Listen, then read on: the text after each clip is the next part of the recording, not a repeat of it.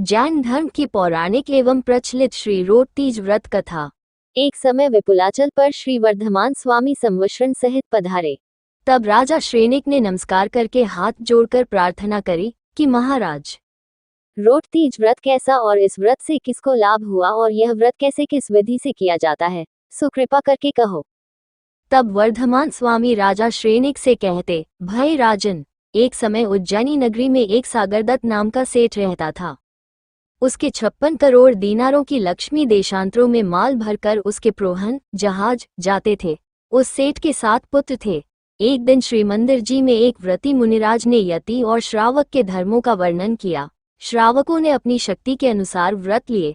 सागरदत्त की सेठानी ने भी प्रार्थना करी कि महाराज, मुझे भी ऐसा सरल व्रत दीजिए जो कि 1 साल में एक ही वक्त आए और उसमें मैं कुछ खा सकूं। श्री मुनिराज ने फरमाया कि हे सेठानी, व्रत नियम थोड़े से भी इस पामर जीव को संसार में पार लगा देते हैं। श्री 24वां व्रत, जिसे रोट तीज भी कहते हैं, साल में एक ही वक्त करना होता है। भाद्रपद शुक्ल तृतीया तीज को सामायिक स्नान ध्यान करके 24 महाराज की पूजन विधान करना चाहिए। एक वक्त 6 रस का त्याग करके एक आसन और एक ही अन्न से उसी वक्त अन्न और पानी से अंतराय रहित नियम पूर्वक करना चाहिए। इससे लक्ष्मी अटल रहती है। व्रत के दिन कुकथाओं का त्याग करके शील सहित धर्म ध्यान में लीन रहना चाहिए। 4 प्रकार का दान देना चाहिए। यह व्रत 3, 12 व 24 वर्ष करना चाहिए। श्रावक के षटकर्म का देव पूजा, गुरु सेवा, स्वाध्याय, संयम, तप, दान पालन करना चाहिए। सेठानी श्री गुरु को नमस्कार करके और व्रत लेकर घर आई। घर आकर सेठानी ने अपने कुटुंब परिवार से व्रत लेने के विषय में कहा। कुटुंब परिवार ने कहा कि फूलों में रखकर कोमल चावल, घी, शक्कर, मेवा आदि उत्तम पदार्थों के मिश्रण से जो भोजन किया जाता है वो हजम नहीं होता है, तो ऐसा कठोर व्रत कैसे किया जाएगा। कुटुंब परिवार की निंदा से सेठानी ने लिए हुए व्रतों का त्याग कर दिया। व्रत भंग के पापोदय से सर्वलक्ष्मी नष्ट हो गई। मोतियों का पानी हो गया। रत्नों व सोने चांदी के ढेर थे, वे पत्थर कंकरों के ढेर हो गए। देशांतरों के प्रोहन जहाज जहाँ के तहाँ रह गए। धन के अभाव में दास दासियां भाग गए तथा दिन बड़े ही कष्ट से व्यतीत होने लगे।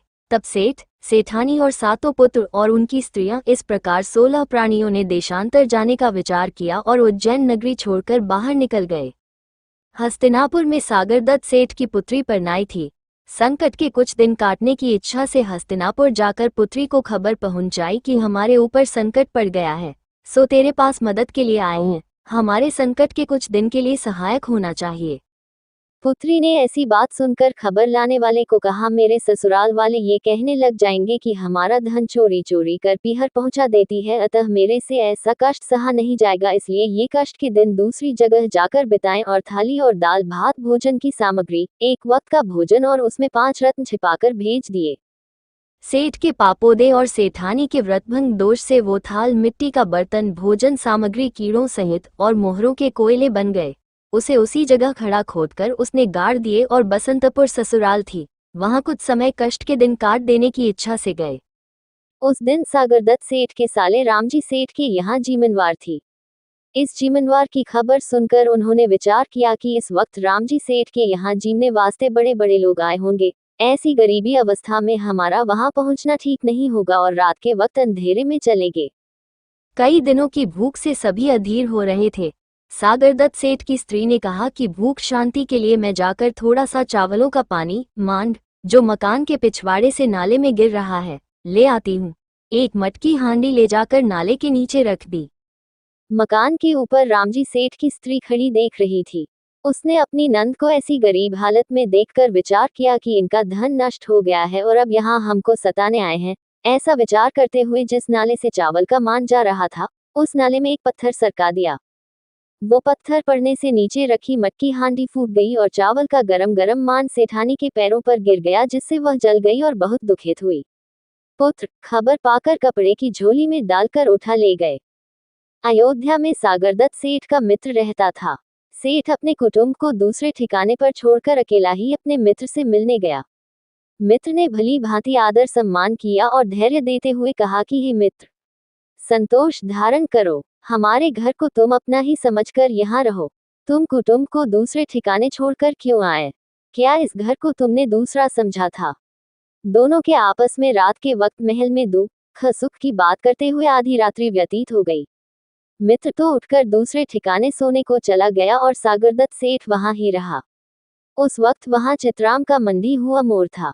उस हार को निगल रहा था और सेठ पड़े पड़े देख रहे थे। सेठ ने विचार किया कि दिन निकलते ही मुझे ये चोरी का कलंक लगेगा और मैं कैसे रहूंगा। ऐसा विचार कर रात्रि में ही चला गया और अपने कुटुंब से जाकर सारी हकीकत कही। उधर मित्र ने बहुत अफसोस किया कि मैं बहुत सेवा करने वाला था, वो चला क्यों गया। वहां से चलकर उन्होंने चंपापुरी में समुद्रदत्त सेठ के पास पहुंचकर अपने दुख की सब हकीकत कही। सेठ ने हर एक प्राणी को 2 सेर खाए के गले हुए जौ और 2 पैसे भर कड़वा तेल की मजदूरी में रख लिया। स्त्रियां घर का काम करती थीं और पुरुष दुकान का काम करते थे। सागरदत्त सेठ ने समुद्रगुप्त की स्त्री को धर्मबहन बना लिया था। कुछ दिन बाद भाद्रपद शुक्ल दूज को समुद्रदत्त की स्त्री ने सबको कहा कि कल हर एक काम सफाई से करना, क्योंकि कल व्रत का दिन है। सागरदत्त के छोटे बेटे की स्त्री ने पूछा कि कल कौन सा व्रत है और इससे क्या होता है और कैसे किया जाता है। समुद्रदत्त सेठ की स्त्री ने व्रत की उपरोक्त विधि बताते हुए कहा कि इससे लक्ष्मी बढ़ती है। सागरदत्त की पुत्रवधू ने व्रत पर दृढ़ श्रद्धा करते हुए अपने भाग्य की जौ की रोटी बनाकर सबके साथ गुप्त रीति से ले गई और चढ़ाते हुए प्रार्थना करी कि हे प्रभु, हम तो रत्नों का नैवेद्य चढ़ाने लायक थे, परंतु आज हमारी ऐसी संकटापन्न स्थिति है कि मैं उपवास करके अपने भाग्य को नैवेद्य बनाकर आपको अर्पण कर रही हूँ और करुणाभूमि पुकार करी। व्रत में दृढ़ श्रद्धा की वजह से इतना पुण्य उपार्जन हुआ कि चढ़ाया हुआ नैवेद्य तुरंत ही सुवर्ण रत्नों का बन गया और पंचों को खबर मिलने से पंच लोग आश्चर्य करने लगे। उस तरफ समुद्रदत्त सेठ की स्त्री ने एक बड़ा रोट बनवाकर सागरदत्त की स्त्री को देते हुए कहा कि भोजाई, ये रोट आज तुम्हारे बच्चों को दे देना। उसने पूछा कि नंदजी, आज ये कौन सा त्योहार है कि आज उत्सव मनाया जा रहा है। उसने कहा कि आज 24वीं व्रत अर्थात रोट तीज व्रत है और कभी संकट नहीं आता है। सागरदत्त की स्त्री को मुनिराज के दिए हुए व्रत की याद आने और उसे भंग कर देने छोड़ देने से भारी पश्चाताप हुआ और यह भी जाना कि इस व्रत भंग के दोष से हमारी यह संकटापन्न स्थिति हो गई है। पश्चाताप करते हुए उसने व्रत करने का निश्चय किया। व्रत पर श्रद्धा होने से और भूल का पश्चाताप होने से पुण्य का उदय हुआ, जिसके प्रभाव से हाथ में आया हुआ रोट तुरंत ही सुवर्ण का बन गया। सुवर्ण का रोट देखकर लोभ उत्पन्न होने से समुद्रदत्त सेठ की स्त्री ने कहा कि भोजाए, आटा और सुवर्णों का रोट दोनों पास पास रखे थे, सो गलती से यह सुवर्ण का रोट आ गया और गेहूं का वहीं रह गया। ये सुवर्ण का रोट मुझे वापस दे दो, गेहूं का रोट मैं तुम्हारे लिए लाती हूँ। ये रोट समुद्रदत्त की स्त्री के हाथ में जाते ही गेहूं का बन गया। तब समुद्रदत्त की स्त्री कहने लगी, भोजाए, अब तुम्हारे पुण्य का उदय आ गया है, जिससे तुम्हारे हाथ में आते ही सुवर्ण का रोट बन जाता है। उधर सागरदत्त ने व्यापार धंधा किया, जिससे वे वापस करोड़पति हो गए। वहां से रवाना होकर वे मित्र के घर अयोध्या आए। मित्र ने जैसा सम्मान पहले किया था, वैसा ही सम्मान भाव व प्रेम पूर्वक अब भी किया। लेकिन नौकर लोग कहने लगे कि यह वही सेठ है जो पहले मोर के गले से हार निकाल कर ले गए। उसी द्रव्य से कमाई करके करोड़पति बनकर आए और अब कुछ लेने आए हैं, इनकी चौकसी करना।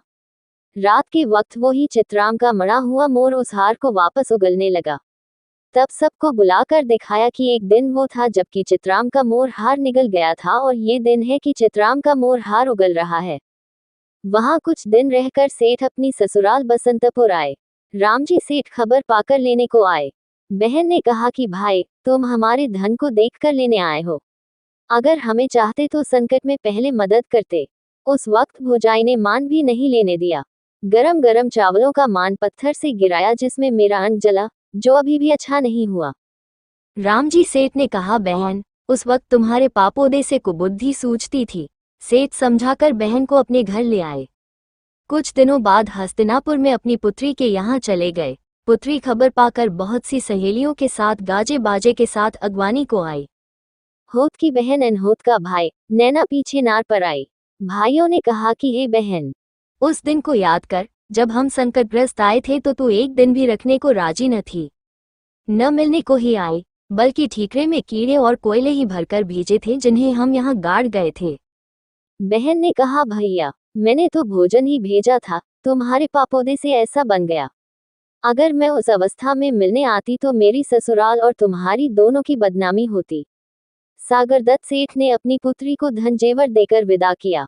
वे वहां से अपने देश उज्जैनी को वापस आ गए। जो लक्ष्मी पहले बिड रूप हो गई थी, वो सब अपनी असली अवस्था में मिली। दास दासी, नौकर चाकर सब आ मिले। देशांतरों के प्रोहान जहाज जो जहां के तहां रुक गए थे, वे सब पुण्य के प्रभाव से व्रत की दृढ़ श्रद्धा से आ मिले। इससे हे जीवों, व्रत भंग को महादोष समझकर हर एक को व्रत दृढ़ श्रद्धा से करना चाहिए और उसकी कथा बाँचना, सुनना, अनुमोदन करना चाहिए। चाहे कोई भी व्रत हो, व्रत करने वाले को पूजा, दान, सामायिक जरूर ही करना चाहिए।